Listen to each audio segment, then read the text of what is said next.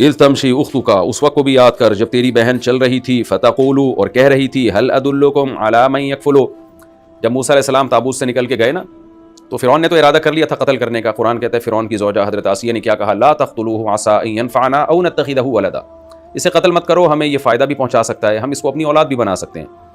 تو اپنی زوجہ کے کہنے پر فرعون نے قتل کا ارادہ ملتوی کر دیا. فرعون کو نہیں پتا تھا یہ بچہ بنی اسرائیل کا ہے، اس کو یہ تھا کہ کوئی بچہ گم گیا ہے، کوئی تالاب کی نظر کسی نے کر دیا اس کو.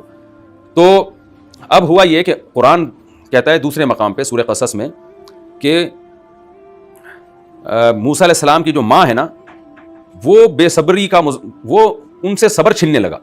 لولا ربطنا علی قلبها وان کادت لتبدی به، جب موسیٰ کی ماں کو پتہ چلا نا یہ میرا بچہ فرعون کے محل میں گیا اور فرعون کی گود میں آیا یہ، تو موسیٰ علیہ السلام کی ماں ایسی پریشان ہوئی ہیں، اتنی جذباتی ہو گئیں کہ جیسے ماں ہوتی ہے نا، ماں کی ممتا ایک فوراً جوش مارتی ہے کہ میں جا کے اپنے بچے کو چھینوں کہ بھائی میرے دشمنوں کے پاس کیسے چلا گیا. لیکن ظاہر ہے اگر موسیٰ کی ماں جا کے بتا دیتی یہ میرا بچہ ہے، فرعون نے فوراً اس کو قتل کر دینا تھا. یہ ثابت ہو جاتا بھائی یہ تو بنی اسرائیل کی عورت ہے، اس کا مطلب یہ بنی اسرائیل کا بچہ ہے. لیکن قرآن کہتا ہے ان کادت لتبدی به، قریب تھا کہ موسیٰ کی ماں جا کے بتا دیتی یہ میرا بچہ ہے، میرے حوالے کرو. لولا ربطنا علی قلبها، اللہ کہتے ہیں لیکن ہم نے موسیٰ کی ماں کے دل کو باندھ لیا. یہ بھی بلاغت ہے قرآن کی، یعنی ایسے ہم نے موسیٰ کی ماں کے دل کو صبر دیا جیسے کسی کو رسیوں سے باندھ دیا جاتا ہے. آپ کہیں جانا چاہتے ہیں اور کوئی رسیوں آپ بیڑیاں ڈال کے آپ کو باندھ دے تو پھر تو آپ جانے کی کوشش کے باوجود بھی نہیں جا سکتے. تو اللہ کہتے ہیں ہم نے موسیٰ کی ماں کو ایسے صبر کی توفیق دی ہے کہ جیسے ہم نے اس کے دل کو، یعنی اس کے لیے الفاظ قرآن نے رب کے استعمال کیے جو باندھنے کے معنی میں آتا ہے. ہم نے اس کو گروں سے گویا باندھ دیا ہم نے اس کے دل کو تاکہ وہ نہ جائے وہاں پہ اور صبر کرے وہ. تو صبر کی ہم نے توفیق دی. پھر کیا ہوا قرآن میں دوسرے مقام پر آتا ہے وحرمنا علیہ المراضع من قبل، اب موسیٰ علیہ السلام کے لیے دائیوں کا انتظام کیا گیا کہ کون عورت اس کو دودھ پلائے گی اس بچے کو.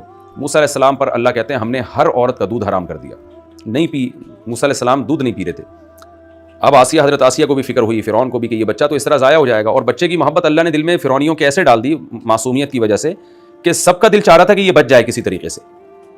تو ایسے موقع پہ اللہ کہتے ہیں اذ تمشی اختک، اس وقت کو بھی یاد کر اے موسیٰ جب تیری بہن چل رہی تھی، فتقول، اور کہہ رہی تھی، هل ادلکم علی من یکفل. قرآن میں سورہ قصص میں ہے کہ موسیٰ علیہ السلام کی جو بہن ہے نا وہ چپکے چپکے اس تابوت کو دیکھتی رہی تھی کہ یہ جا کہاں رہا ہے. فبصرت به عن جنوب وهم لا يشعرون، فرعونیوں کو نہیں پتا تھا.